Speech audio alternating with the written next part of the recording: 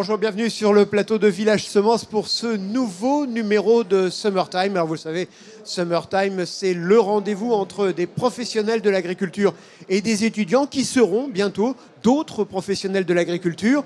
Sur ce plateau aujourd'hui, je reçois Sylvain Ducroquet. Bonjour Sylvain. Bonjour. Alors vous êtes directeur général de Cap Semences dans les Hauts-de-France et président de la section diversité des semences chez SEMAE. Alors vous allez nous expliquer ce qu'est votre activité dans quelques instants parce que vous venez travailler directement chez les agriculteurs, chez les multiplicateurs de semences.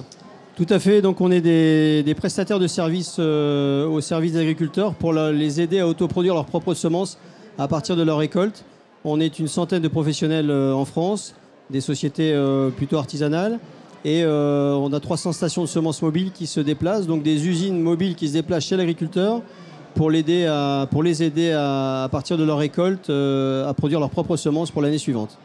Alors avec vous, deux étudiants qui nous viennent aussi des Hauts-de-France, Octave Duval, bonjour. Bonjour. Et Romain Simon, bonjour Romain. Bonjour. Alors votre niveau d'études en ce moment, c'est quoi? C'est BTS, hein? Nous sommes en BTS APV. C'est-à-dire? Production végétale, pardon. Donc vous êtes en plein dedans et concerné au premier chef parce que fait Monsieur Ducroquet. Exactement, c'est un sujet qui nous concerne. Oui. Alors, je voudrais d'abord qu'on parle un peu de ce métier. Vous disiez que vous étiez plusieurs centaines en France. Combien dans les Hauts-de-France particulièrement? On est une dizaine dans les Hauts-de-France. Et alors, en fait, quand vous dites une station, c'est un semi-remorque qui se déplace, quoi.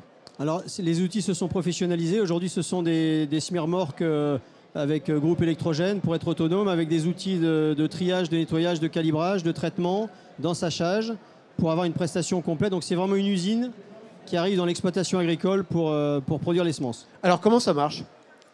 Ça fonctionne avec un conducteur de station de semences mobile, avec un assistant souvent qui est sur le chantier également. Ce sont des chefs de chantier et ils pilotent l'ensemble de l'outil.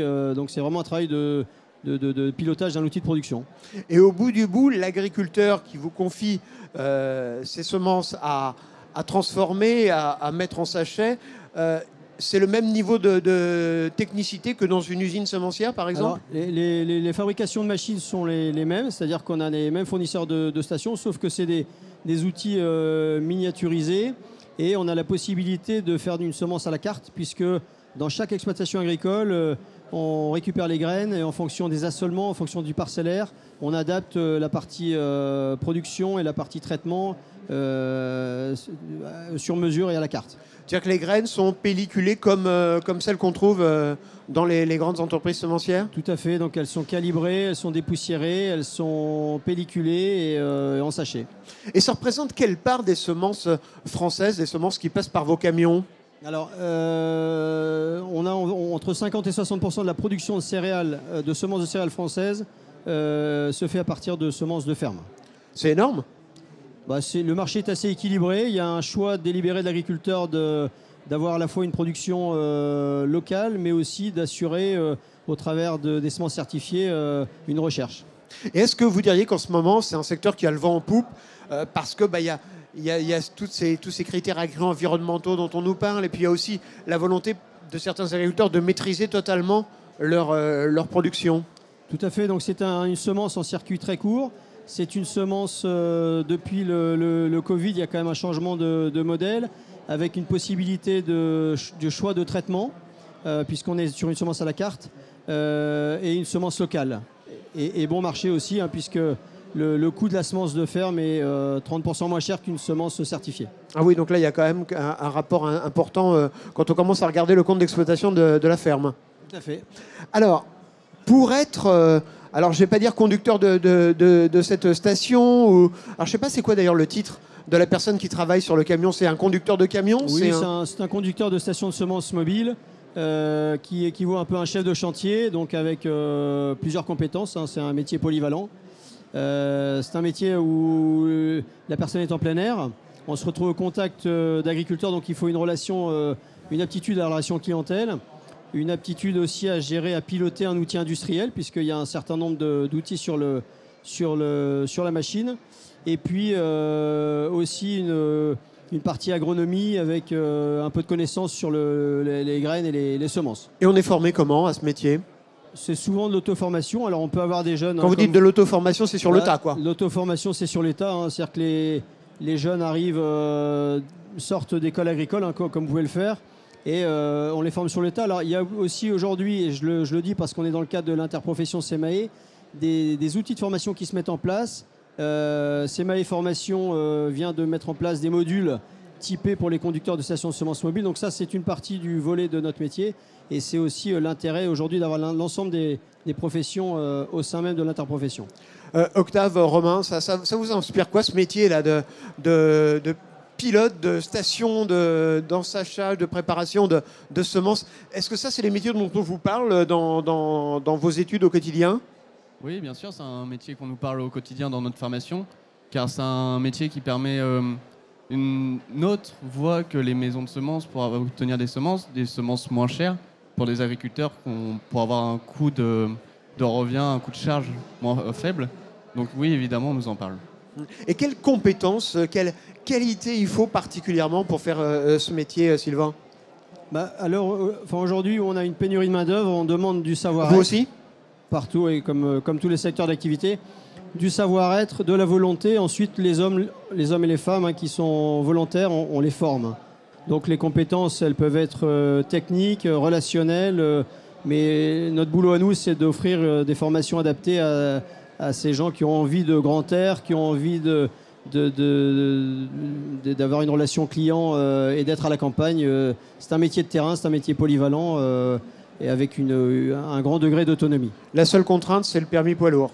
Alors la seule contrainte, c'est le permis poids lourd. Une autre contrainte, c'est quand même les volumes horaires, puisque ce sont des métiers saisonniers qui se font entre la récolte et les semis. La récolte 15 juillet, les semis 15 octobre. Donc là, il y a une fenêtre de tir qui est très courte.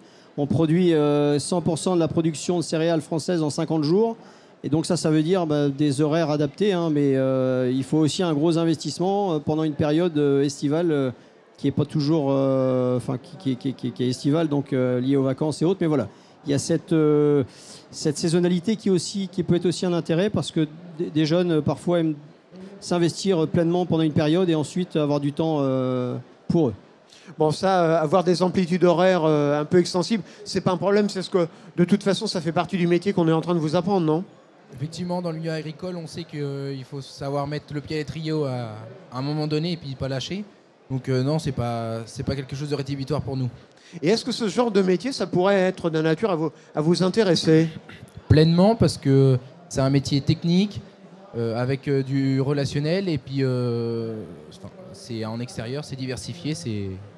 Même chose pour vous? Oui, c'est un métier qui permet à la fois d'avoir du contact avec des agriculteurs, de la technique, de l'agronomie, car on voit différentes cultures et différentes motivations aussi. Voilà. Bon, Sylvain, ils ont leur CV, vous pouvez les récupérer. Vous avez déjà trouvé 2 personnes. J'ai préparé les contrats de travail, on va se voir après l'émission. Ah, formidable. Et d'ailleurs, justement, tiens, à propos des salaires, parce que ça fait partie un peu du nerf de la guerre, c'est quel niveau les salaires de conducteurs de stations de semences? Alors, on va dire qu'on démarre entre 1 700 et 2 000 euros net. Et ensuite, s'ajoutent des primes de déplacement, des primes d'intéressement selon les entreprises. Mais voilà, on sait que ce sont des métiers qui sont quand même difficiles. Et donc voilà, ça c'est la base minimale selon les entreprises, mais on est sur ces niveaux de salaire. Alors imaginons que Octave et Romain viennent vous voir, ils sont dans votre bureau. Quelle est la première question que vous leur poseriez si c'était un entretien d'embauche, comme on dit?